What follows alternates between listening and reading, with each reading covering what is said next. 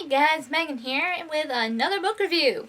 Today I am going to be talking about book 3 in the Emblaze series, which is called Emblaze. This copy is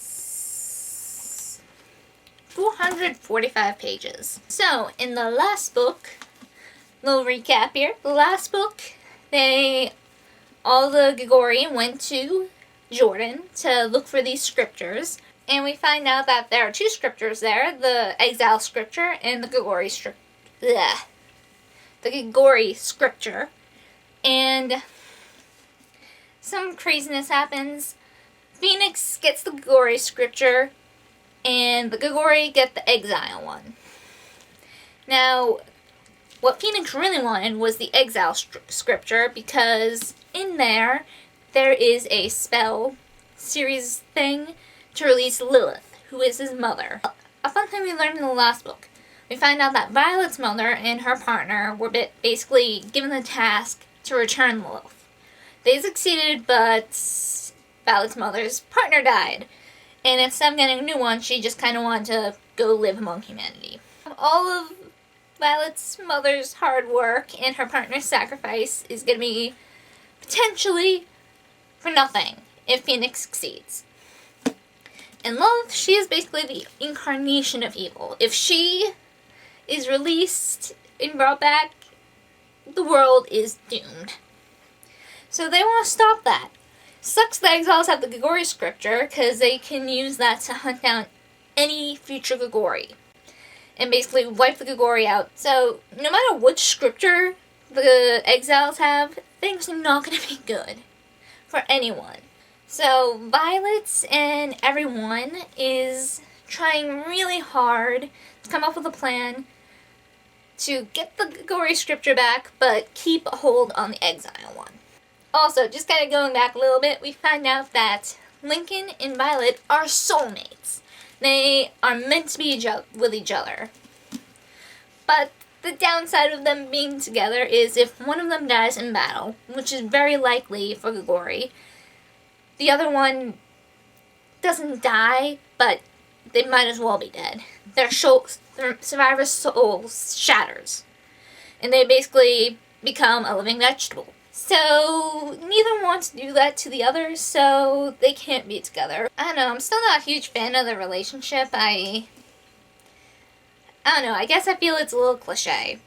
But, there have been worse romances, I guess, so I don't hate it, but I don't love it either, I guess. I'm kind of that neutral in between. And we also find out what level Violet's angelic maker is from. Her angelic maker is one the soul, which is like the highest, or very close to the top of the angel hierarchy. And as far as everyone knows, none of the soul have, created any Gregori offspring. So, this is a big deal. This is also why she can do all sorts of things that normal Gregori cannot do. But they're trying to keep all this hush-hush from the Academy and all the other Gregori, because they don't know what would happen to Violet if word got out about her having a super high-ranking angelic parent. So, yeah, hush-hush about that. So, back to the plan to try and get the scriptures. The original plan was to have Spence, who can control glamour. We meet Spence in the last book, for those of you who may need a refresher. And he glamours himself to look like Violet. And this arrangement's crazy. They meet in the middle of two buildings and several stories above, and it's intense. Violet's watching from a far distance away so no one can sense her, and she immediately knows something is wrong. And she's right, something is wrong.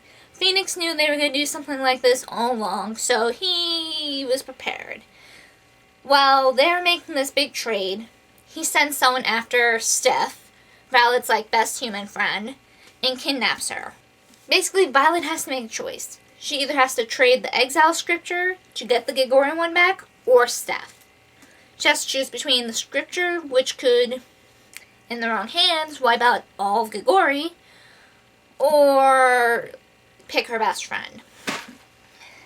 naturally, they get stuff out of there. With Phoenix having the exile scripture, they're trying to go about bringing Lilith back.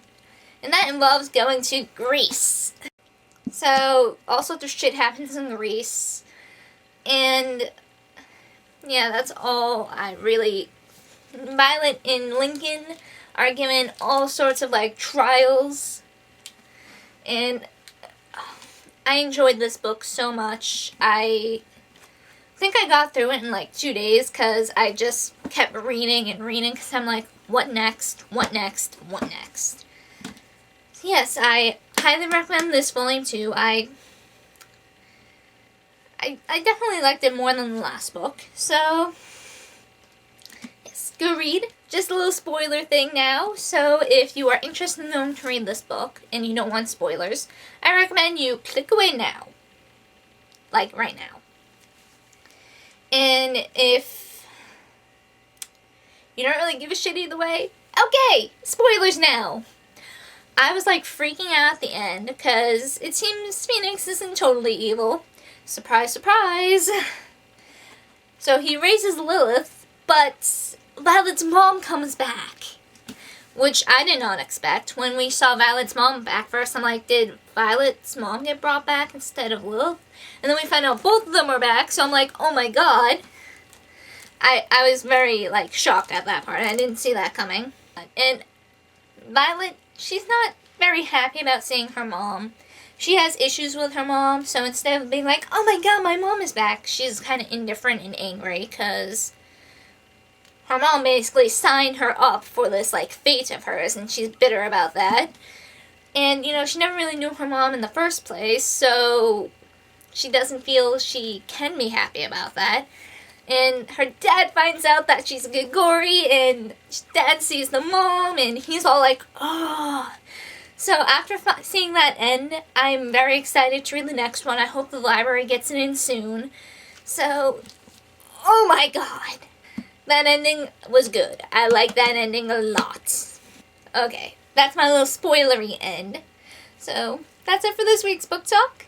For anyone who has future book recommendations for me, let me know, and goodbye.